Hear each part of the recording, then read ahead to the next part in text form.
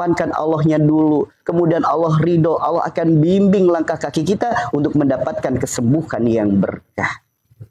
Untuk mendapatkan kesembuhan yang Allah ridhoi.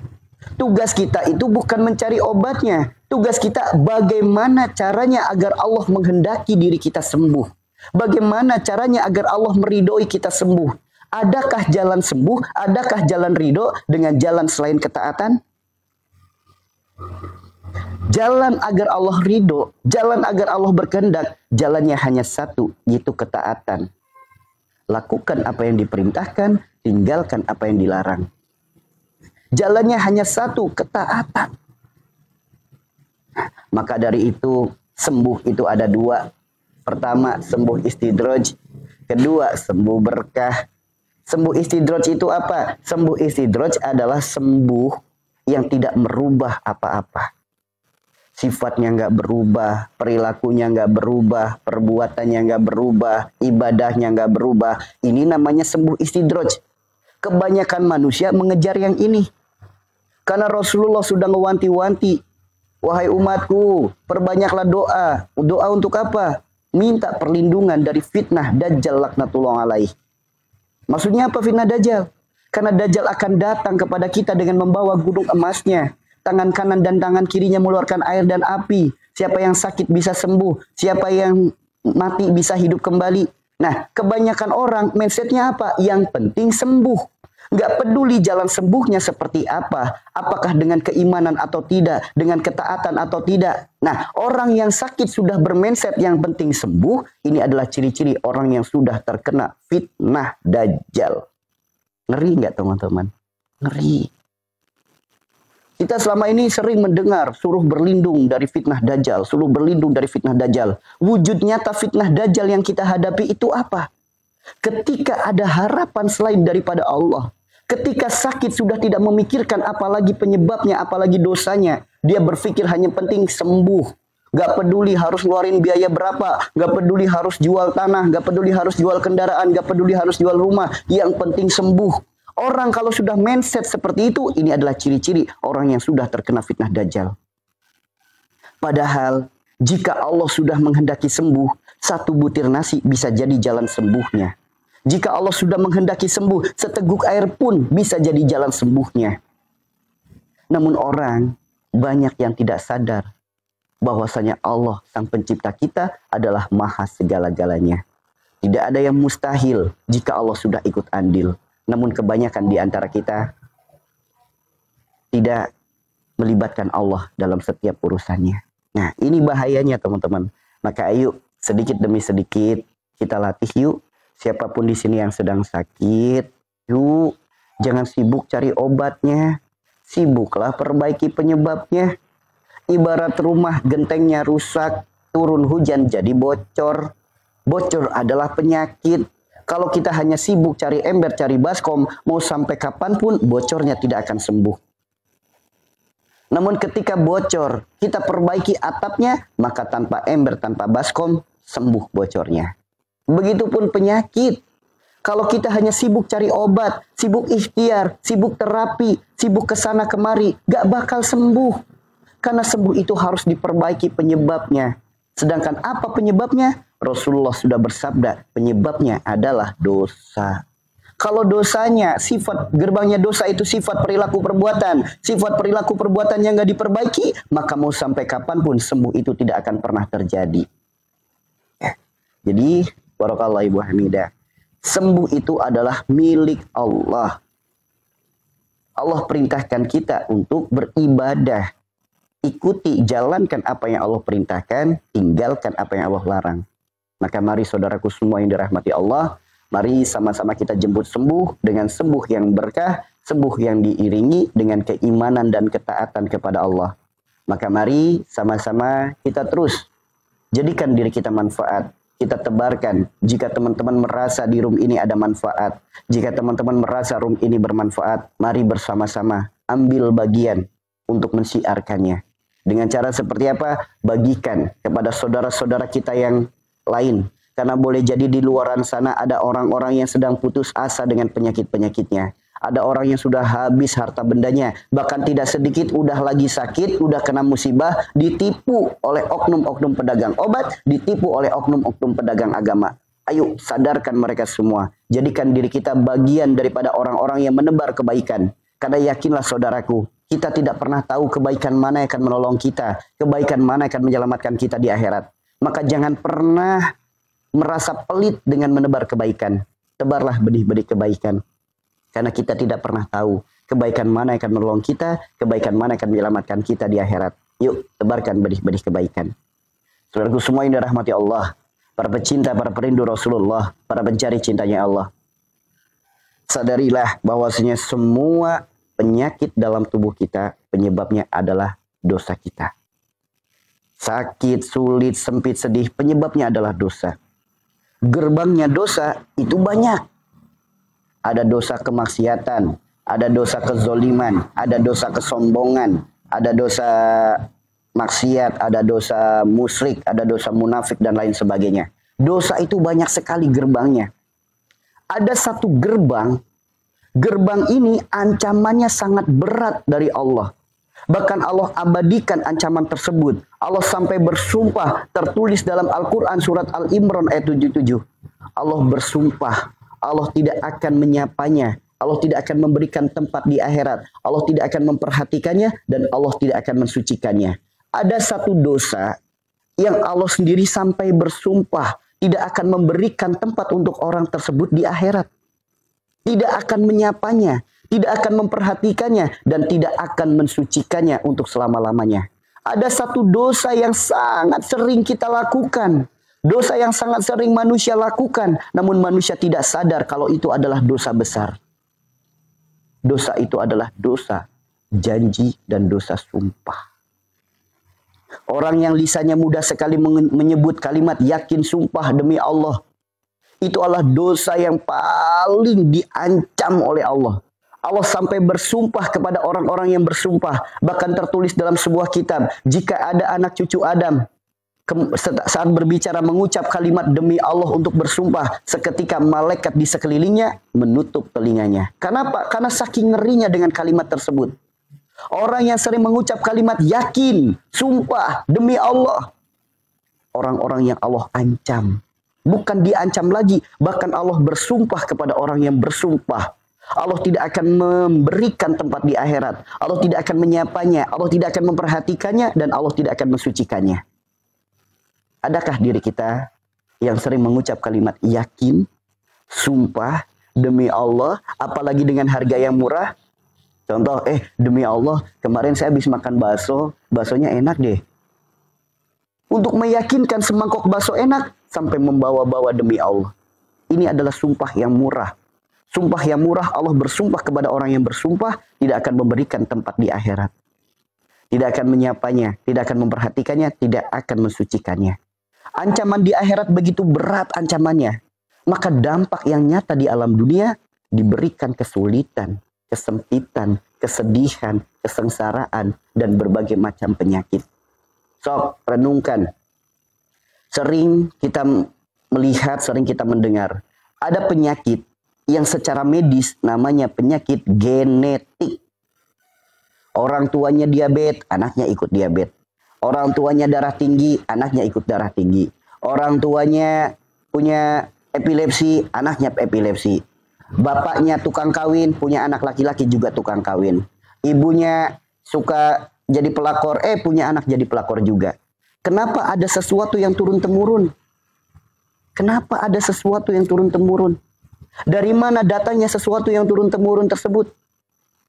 Kita sama-sama meyakini Islam adalah agama yang sempurna. Al-Quran adalah kitab yang sempurna. Pernahkah kita menemukan jawaban dari mana datangnya penyakit keturunan? Pernahkah kita mendapatkan satu ayat dalam Al-Quran? Cara mengatasi segala sesuatu yang turun-temurun? Pernah nggak teman-teman mendengar dari guru ustadz yang lain, kiai yang lain, dari mana datangnya penyakit keturunan atau penyakit genetik? Secara medis namanya genetik. Dari mana datangnya sifat keturunan? Kan kita sering mendengar buah jatuh tidak jauh dari pohonnya. Dari mana datangnya itu? Lah, lalu bagaimana? Anak kecil belum ada dosa, orang tuanya kena diabetes. Masih kecil, masih bayi kena diabetes. Dari mana datangnya itu semua? Sedangkan Rasulullah bersabda penyebab penyakit adanya dosa. Anak kecil masih suci, anak kecil masih bersih, masih fitrah. Dari mana dosanya? Orang dia baru lahir, dalam hitungan hari dicek ternyata ada diabetesnya. Ya. Maka ayo saudaraku renungkan. Ada satu dosa. Satu dosa adalah gerbang kesulitan dalam hidup. Gerbang penyakit dalam hidup. Kesengsaraan, penderitaan. Bahkan sifat yang terus turun-temurun. Bahkan dicontohkan dalam Al-Quran. Kisah Nabi Ibrahim alaihissalam. Disebutkan kisahnya dalam Al-Quran. Sangat panjang sekali kisahnya. Mulai dari apa? Nabi Ibrahim berdoa. Diawali dari doa yang diabadikan dalam Al-Quran surat Asy-Syu'ara. Siapa Nabi Ibrahim? Siapa bapaknya dituliskan dalam Al-Quran. Siapa kakeknya, siapa pamannya. Mereka semua adalah penyembah berhala. Atau bahasa kita ya namanya dukun. Nabi Ibrahim sadar dalam dirinya mengalir darah orang tuanya. Dalam dirinya mengalir darah kakeknya. Sedangkan orang tuanya, kakeknya disebutkan dalam Al-Quran penyembah berhala atau pelaku kemusyrikan. Nabi Ibrahim tidak mau anak keturunannya mengaliri darah yang sama. Maka Nabi Ibrahim berdoa. Doanya diabadikan dalam Al-Quran. Ya Allah, jadikanlah anak keturunanku buah tutur kata yang baik. Dan jadikanlah aku pewaris surga yang penuh dengan kenikmatan. Dan masukkanlah kami ke dalam golongan orang-orang soleh. Allah ijabah doa Nabi Ibrahim. Tidak ada satupun anak keturunan Nabi Ibrahim yang disebut cucunya dukun. Gak ada. Keturunannya dukun. Gak ada. Allah angkat anak keturunan Nabi Ibrahim dengan nama-nama yang indah. Yaitu para anbiya, para nabi, para sidikin, para suhada, para solihin. Yuk, renungkan. Apakah bisa diri kita mencontoh sebagaimana Nabi Ibrahim? Jangan sampai anak keturunan kita mendapatkan nama yang buruk. Buah daripada sifat perilaku perbuatan kita. Anaknya pelakor, anaknya korupsi, anaknya penjudi, anaknya pemaksiat. Yuk, jangan sampai anak kita mewarisi penyakit-penyakit dari diri kita. Orang yang baik itu orang yang mempersiapkan warisan terbaik. Warisan terbaik itu bukanlah harta. Warisan terbaik adalah anak yang soleh dan solihah. Yuk, jangan sampai perbuatan kita menjadikan keburukan bagi anak keturunan kita. Jangan sampai sifat kita menjadi sifat yang buruk untuk anak-anak keturunan kita. Orang tua macam apa yang meninggalkan warisan penyakit? Anda punya penyakit diabetes, anak Anda berpotensi 99% terkena penyakit diabetes. Anda terkena hipertensi atau darah tinggi, 99% anak Anda terkena penyakit hipertensi atau darah tinggi. Waalaikumsalam. Anda terkena epilepsi, 99% anak Anda terkena penyakit epilepsi. Anda pembohong, anak Anda pun 99% akan jadi pembohong. 99% akan jadi pembohong. Anda tukang judi, 99% anak Anda berpotensi menjadi penjudi. Orang tua macam apa yang meninggalkan warisan keburukan? Orang tua macam apa? Renungkan saudaraku, renungkan. Jangan sampai misal teman-teman sudah terkena diabetes. Betapa sengsaranya diabetes. Masa iya diabetesnya mau diwarisin ke anaknya? Orang tua macam apa yang mewariskan keburukan? Anda sudah terkena hipertensi, darah tinggi. 99% anak Anda juga akan terkena hipertensi. Lalu bagaimana cara memutusnya? Bagaimana cara menggugurkannya? Bagaimana cara mengakhirinya? Pernahkah kita renungkan? Pernahkah kita berpikir bagaimana cara memutusnya? Satu caranya teman-teman. Hanya ada satu caranya. Yaitu dengan berkafarot. Apa itu kafarot? Kafarot itu untuk menggugurkan dosa janji dan dosa sumpah.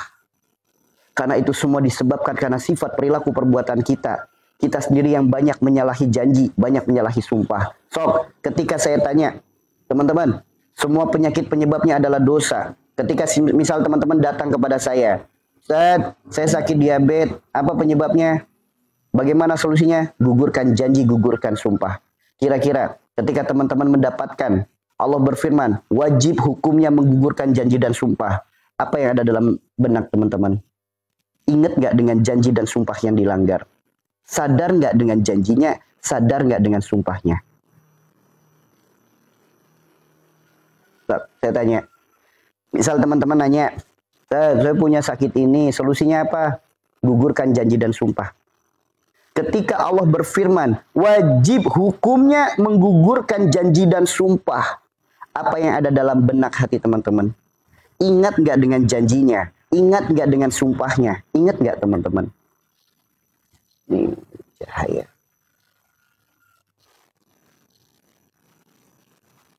Sok. Teman-teman masih ingat nggak dengan janji dan sumpah yang teman-teman lakukan? Masih ingat nggak?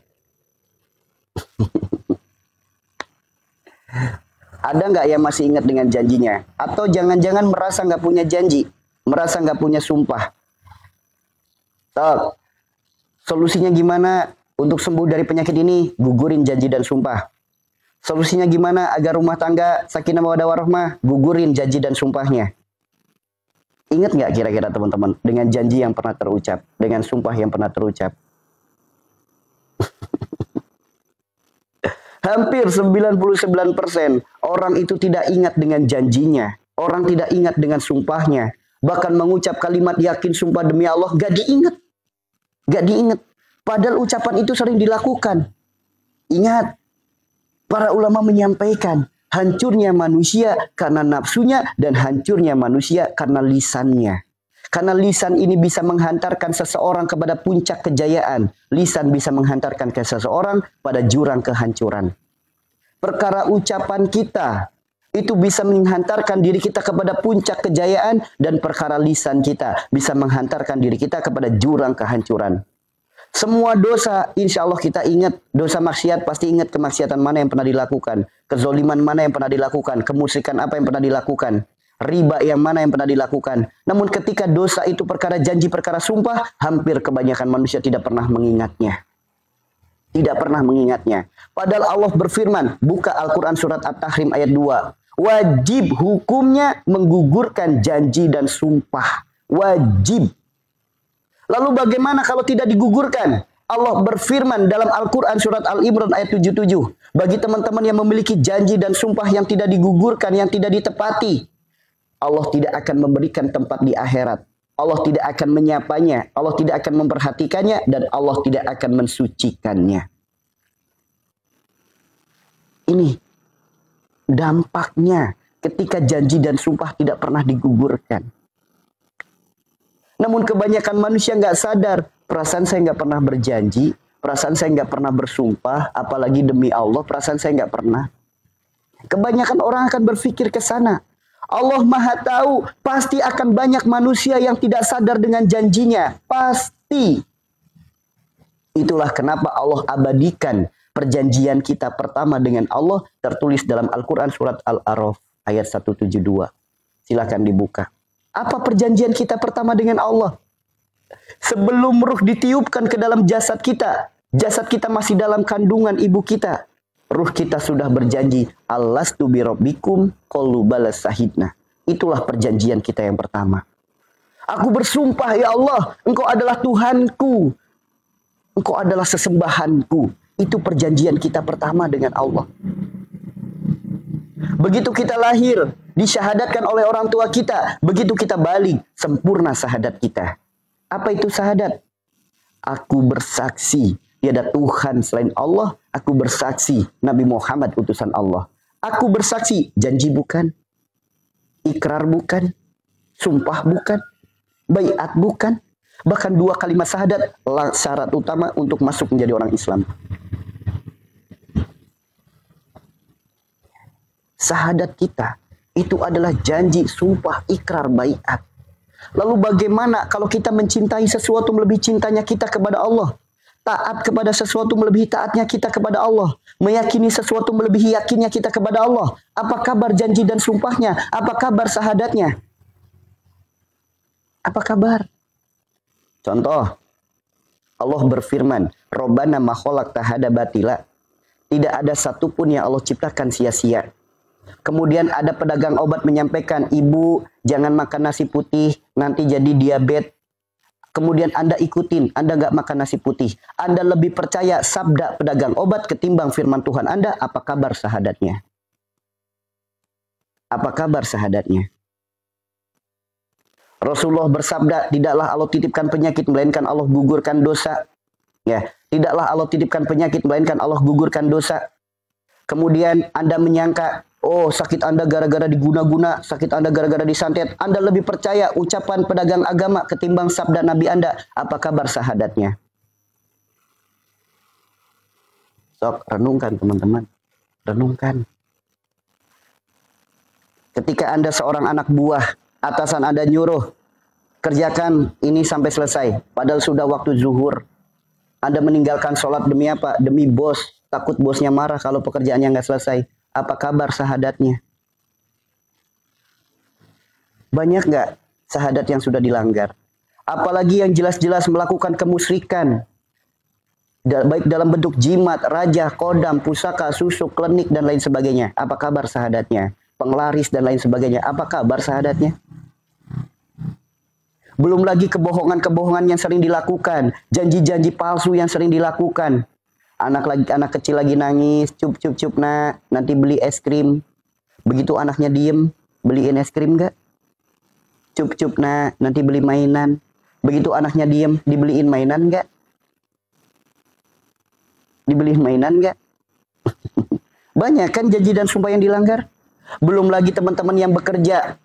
Teman-teman bekerja, di mana sebelum kita bekerja, apalagi yang kantoran, PNS, dan lain sebagainya. Ingat, ada sumpah jabatan. Kemudian ada juga yang di kantoran mungkin ada selembar kertas yang ditandatangani. Surat perjanjian kerja. Perjanjian. Ingat, tertulis. Siap bekerja 8 jam. Siap bekerja disiplin waktu. Ya, siap bekerja sepenuh hati. Praktiknya dalam bekerja. Ada nggak kita bekerja tidak sepenuh hati? Ada nggak kita bekerja korupsi waktu? Lalu apa kabar? Apa kabar gajinya? Berkah nggak? Janji yang sudah kita tanda tanganin, boleh jadi janji itu hanya sebatas tulisan, namun Allah melihat janji tersebut. So, boleh jadi gajinya banyak, halal, berkah nggak? Udah dikumpulin banyak, tahu-tahu habis kena musibah. Udah dikumpulin banyak, tahu-tahu habis untuk berobat, atau ketipu, atau kecuri, dan lain sebagainya. Atau mungkin rumah tangganya yang bermasalah, atau mungkin anaknya yang sulit diatur, dan lain sebagainya. Ini ciri-cirinya teman-teman, karena banyak melanggar janji dan sumpah. Ya.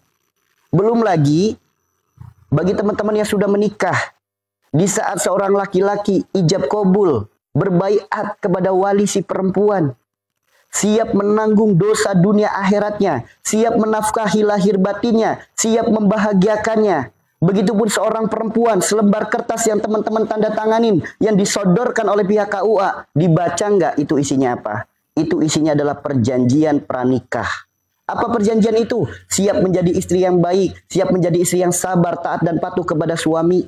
Begitupun suami berjanji kepada Allah, bahkan janji itu disaksikan oleh banyak orang, siap menafkahi lahir batin, siap membahagiakannya, siap menjadi pelindungnya. Namun prakteknya dalam rumah tangga, sok. Ada nggak istri yang membantah suami? Padahal dia sudah berjanji. Ada nggak suami yang zolim kepada istrinya? Banyak. Banyak. Makanya wajar. Boleh jadi hubungan rumah tangganya secara hukum negara masih sah suami istri. Namun di mata Allah, masihkah sah suami istri?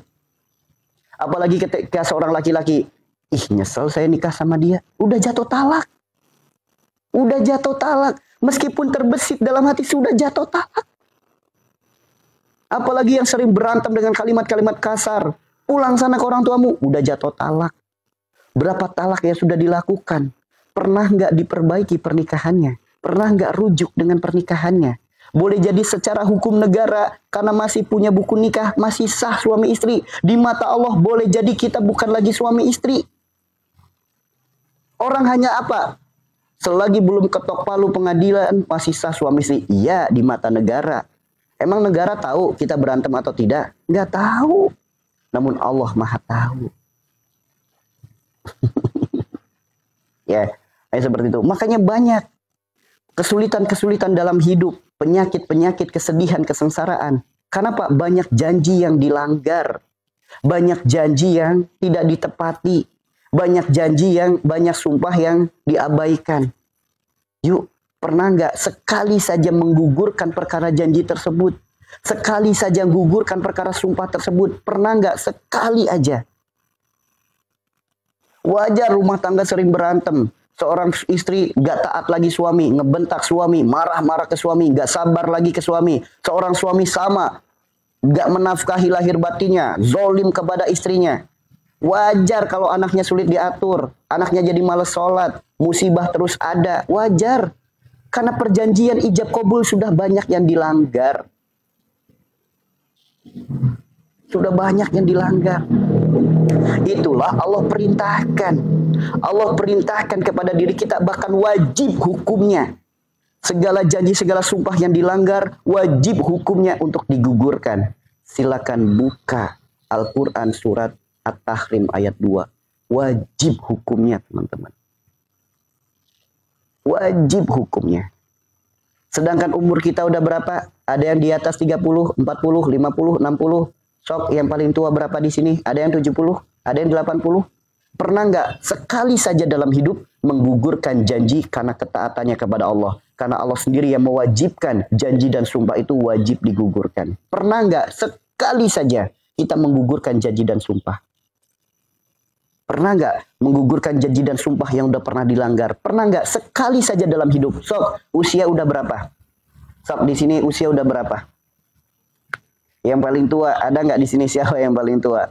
Pernah nggak sekali saja menggugurkan janji dan sumpah yang sudah dilanggar? Ada yang 50, 40, 46, 47. Ya.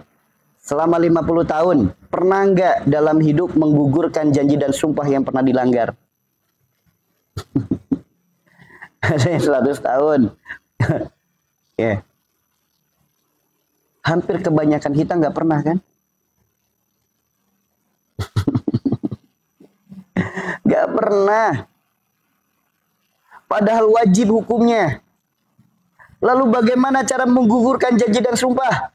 Allah berfirman dalam Al-Quran, surat Al-Ma'idah ayat 89. Itulah cara untuk kita menggugurkan janji dan sumpah. Disebut namanya adalah kafarot. Pernah nggak sekali saja dalam hidup kita melakukan kafarot? Untuk apa? Menggugurkan janji dan sumpah. Jangan sampai diri kita mewariskan keburukan untuk anak keturunan kita. Jangan sampai sakit yang sudah kita ikhtiarkan gak sembuh-sembuh gara-gara perkara janji dan sumpah yang belum kita gugurkan.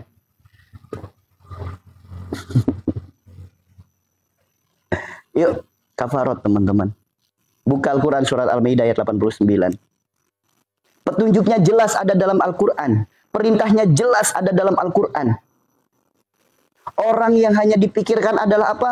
Dosa secara maksiat, dosa kezoliman, dosa kesombongan. Oke, itu wajib untuk bertaubat. Ada satu dosa yang kebanyakan manusia tidak sadar. Kenapa? Sangat menyepelekan perkara lisan. Dalam hukum alam, segala sesuatu yang disepelekan mudah untuk dilupakan, sulit untuk diingat. Makanya ketika ditanya, masih ingat gak dengan janjinya? Gak ingat. Ibarat kata orang ngeludah, kapan terakhir kali ngeludah? Gak ingat. Kapan terakhir kali nguap? Gak inget. Kapan terakhir kali bersin? Gak inget. Kenapa? Karena disepelekan. Karena disepelekan. Yuk, kerjakanlah kafarot. Lakukanlah kafarot. Kafarot itu hukumnya wajib bagi orang-orang yang pernah melanggar janji, pernah menyalahi janji, pernah menyalahi sumpah. Wajib hukumnya. Wajib. Makanya jika ada teman-teman yang terkena efek daripada janji dan sumpah, barakallah saudaraku, terkena efek janji dan sumpah dari orang tua atau leluhur, ciri-cirinya apa? Orang tuanya punya diabetes, anaknya kena diabetes. Orang tuanya hipertensi, anaknya hipertensi. Mau sampai kapan penyakit diwarisin terus? Mau sampai kapan? Orang tua macam apa yang mewarisi penyakit? Katanya sayang sama anak. Penyakit diwaris-warisin, sifat buruk diwaris-warisin. Orang tua macam apa yang seperti itu? Layakkah kita menjadi orang tua yang baik? Kemudian kita nuntut anak kita berharap anak kita jadi anak yang soleh dan soleha. Orang tuanya sendiri aja mewariskan perkara keburukan. Yuk teman-teman, Jadilah diri kita bapaknya kebaikan. Wariskan kepada anak keturunan kita kebaikan-kebaikan. Dengan cara apa? Kafarot, teman-teman. Teman-teman pernah mendengar kafarot? Teman-teman pernah mendengar kafarot? Apa itu kafarot? Kafarot itu adalah penebus, penggugur. Untuk menggugurkan janji dan sumpah itu hanya ada satu caranya, yaitu kafarot. Bagaimana caranya? Silakan teman-teman buka Al-Quran surat Al-Maidah ayat 89. Teman-teman buka mushafnya, baca terjemahannya. Sehingga teman-teman melihat sendiri petunjuknya ada dalam Al-Quran. Kemudian teman-teman mendengarkan. Maka dari percaya akan jadi yakin. Dari yakin akan jadi hakul yakin. Karena ini adalah petunjuk dari Allah. Jadi ini bukan apa itu kafarot. Perasaan saya nggak pernah dengar dari yang lain. Perasaan nggak pernah ada yang menyampaikan kafarot. Silakan buka Al-Qurannya. Surat Al-Maidah ayat 89. Baca Al-Qurannya. Surat Al-Maidah ayat 89. Silakan buka Al-Qurannya. Hukumnya wajib. Ada di Al-Quran surat At-Tahrim ayat 2. Bahayanya jelas. Ada di Al-Quran surat Al-Imran ayat 77. Sok dibuka. Petunjuknya semua ada dalam Al-Quran. Bagi orang-orang yang dikit-dikit nanyain apa dalilnya, apa dalilnya, apa dalilnya, buka Al-Quran. Bukan lagi dalil, firman, perintah Tuhan kita sendiri. Allah sendiri yang perintahkan. Buka Al-Quran surat Al-Maidah 89. Hukumnya Al-Quran surat At-Tahrim ayat 2. Bahayanya Al-Quran surat Al-Imran ayat 77. Semuanya ada dalam Al-Quran. Bukan kata si fulan, kata ustadz ini, kata ulama itu, kata imam ini, kata imam itu. Bukan. Ini langsung petunjuk dari Allah Tuhan kita. Yuk. Bagaimana cara menggugurkan sumpah? Cara menggugurkan janji? Bagaimana cara berkafarot? Ada 4 cara, teman-teman. Yang pertama, sambil dibaca ya mushafnya. Berilah makanan kepada 10 orang sebagaimana apa yang engkau makan untuk keluargamu sehari-hari. Maksudnya apa? Normalnya manusia sehari makan 3 kali. Maka berilah makanan untuk 10 orang sekiranya cukup untuk 3 kali makan. Atau paling gampang aja. 10 kali 3. Bikin 30 bungkus makanan. 30 paket makanan. 30 box makanan. Berikan kepada orang yang gak mampu. Berikan. Ya. Makanan itu apa? Normalnya manusia makannya nasi. Maka makanan matang, makanan yang siap makan. Ya, bukan pakai beras, bukan pakai minyak, bukan pakai yang lain-lain. Langsung makanan yang siap makan. Oke. Bikin 30 bungkus makanan. Bagikan kepada orang-orang yang tidak mampu. Boleh dibagikan ke tetangga, boleh dibagikan ke jamaah masjid, boleh bagikan ke pondok yatim dan lain sebagainya. Bebas. Bagikan 30 makanan tersebut, niatin kafarat. Ya Allah, bagaimana mungkin saya akan memberi makanan kepada 30 orang, bikin 30 bungkus nasi, makan untuk diri sendiri saja saya lagi sedang sulit, makan untuk keluarga aja sedang sulit. Adakah cara lain? Adakah cara lain? Ada. Allah Maha tahu, manusia itu sifatnya nawar. Udah dikasih tahu suruh bagi makanan, masih ada yang nawar. Apa? Solusi yang kedua, berilah pakaian kepada 10 orang. Intinya memberikan pakaian kepada 10 orang. Nah, pakaian yang seperti apa? Apakah harus baru? Nggak mesti baru. Bekas juga nggak apa-apa. Selagi masih layak pakai dan menutup aurat. Tuh, berilah pakaian.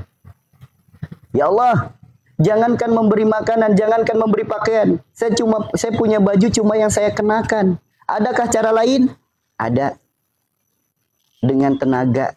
Kalau di ayatnya, bantu hamba sahaya. Memerdekakan hamba sahaya. Zaman sekarang mencari hamba sahaya itu sulit. Maksudnya memerdekakan hamba sahaya itu apa? Membantu kesulitan orang lain. Baik dengan tenaga kita, dengan harta kita, dengan waktu kita. Bantu kesulitan orang lain. Contoh, tetangga lagi hajatan, bantu.